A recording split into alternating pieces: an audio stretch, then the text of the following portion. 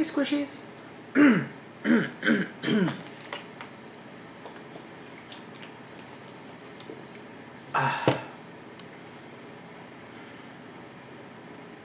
squishies. Welcome back to another vlog. This is Death Parade, episodes 1 and 2. Commission vlog for Benny Blue. Thanks for backing, Benny. Gosh. So, this is a horror anime. I guess. It's less the jump scare kind of thing and more just people being capriciously thrust into a bad situation by the heartless machinations of life or whatever. One thing I was thinking about while watching it is how very Japanese it is and yet isn't. And what I mean about that is, so this is a very broad generalization. There are many exceptions on both sides of this, but very broadly, American horror is about social norms.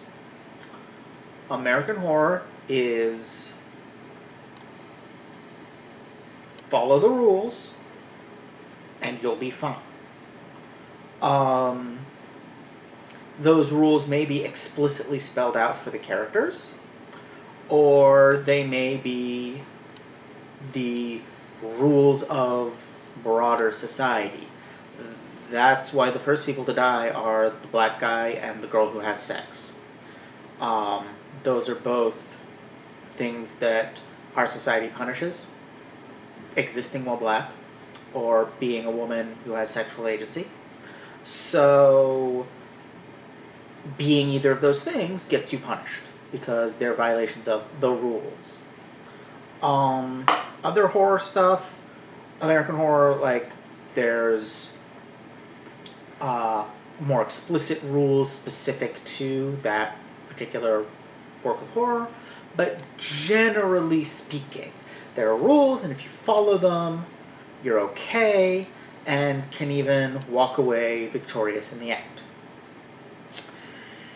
Japanese horror is more, we are all at the whims of capricious forces of nature, which do what they do, fair or not. Life just be like that sometimes. And that's very much this.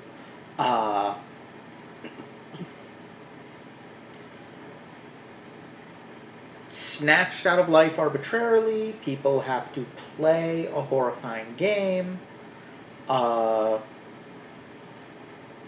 They have no choice in the matter.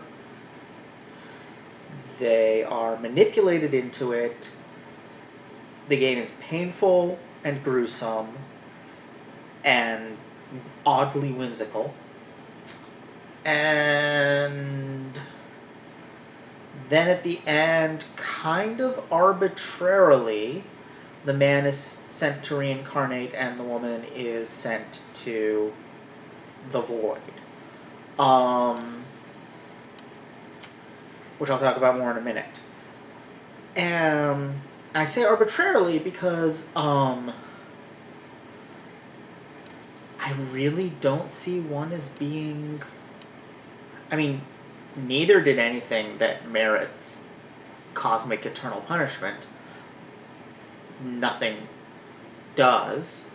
Kind of by definition. But, I mean, you would have to do infinite harm to deserve infinite suffering. Even assuming that that's how it works, that harming people means that you deserve to suffer. Like, anyway, that aside, neither of them was that bad. I mean, cheating is bad. And I guess so is being, like, really suspicious, but not communicating about it. But they really don't seem like, cosmic punishment bad, like I said. And neither seems that much worse than the other. And they both behaved. Like, the guy behaved pretty horribly for much of the episode, the first episode. But the woman was pretty awful at the end when she just, went for the hurt as one final blow as she walked out. Like,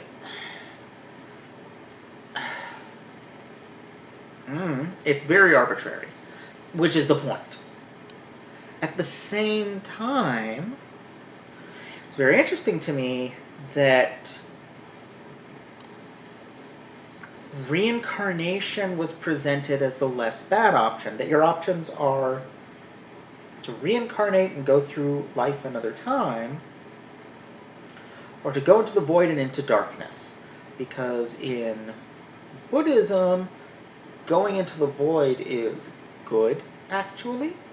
That's the state of samsara. Samsara is Hindu. Nirvana is the Buddhist one. It's going into nirvana. It's the kind of the end goal. Escaping the cycle of reincarnation and existence.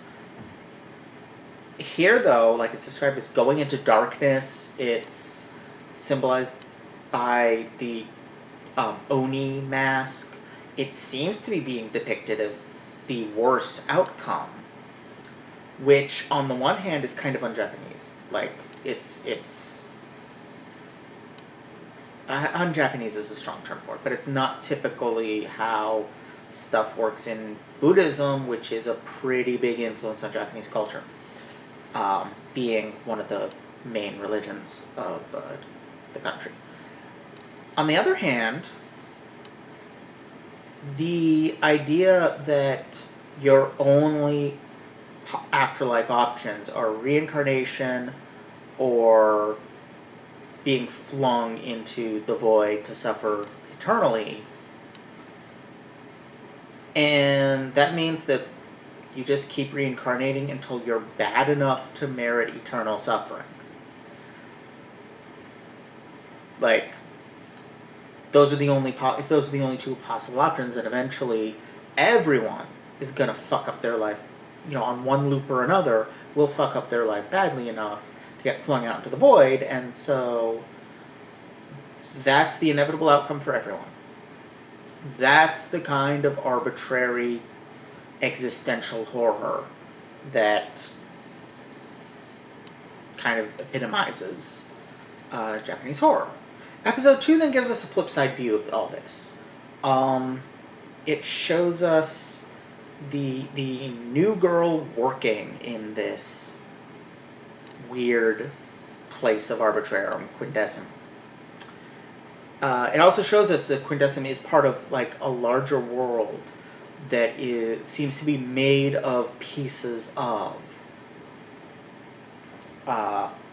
earthly life.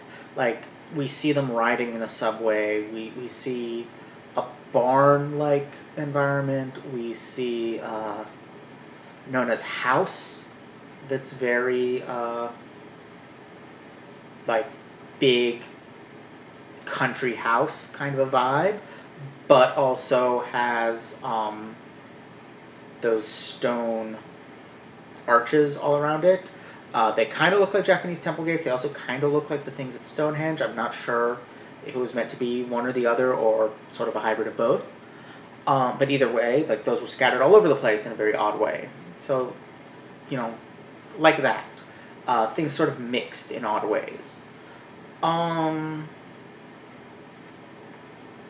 And what we realize is that things are kind of as arbitrary for them as for us. That they are not controlling our fates so much as caught up in a different part of the same capricious system.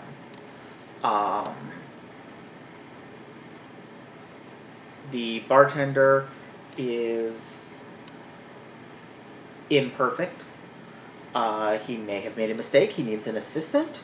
The assistant has no idea what's going on. Nona seems to have someone she answers to, or at least works alongside. Things are complicated for them too. And I get the impression that they're really our main characters that will have, victims of the week, but we'll be following, I'm guessing probably the unnamed girl with dark hair is the main character, or the closest thing we'll get.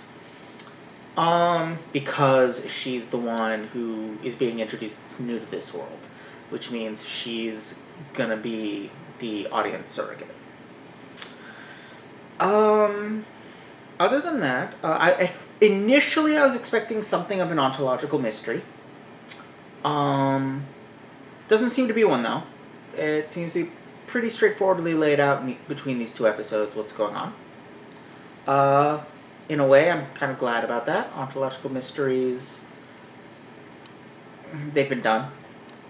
And they're kind of hard to do well. Other than that, anything else I wanted to talk about in regards to this? I love the character designs. They're really interesting in a very seinen sort of way. And yeah. It was a good introduction to a series. It looks like it's only 12 episodes, so I don't know, I may come back to it. I'll kind of see how I feel about it. Right now, this doesn't leave me being like, yes, I must have more. But it wasn't bad at all. Yeah. Well, thank you all for watching. Don't forget to like, comment, subscribe. Check out my Patreon for early access to vlogs, essays, let's plays, and more. And I'll see you all next time. Bye!